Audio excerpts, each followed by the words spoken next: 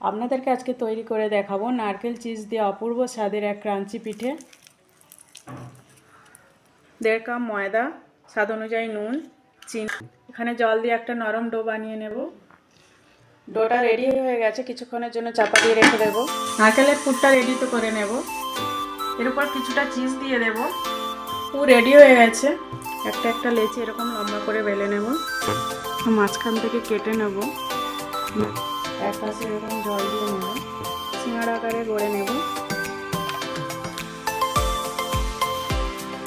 আমাদের নারকেলের পুরটা দিয়ে দেব, চার সাইডে জল দিয়ে নেব।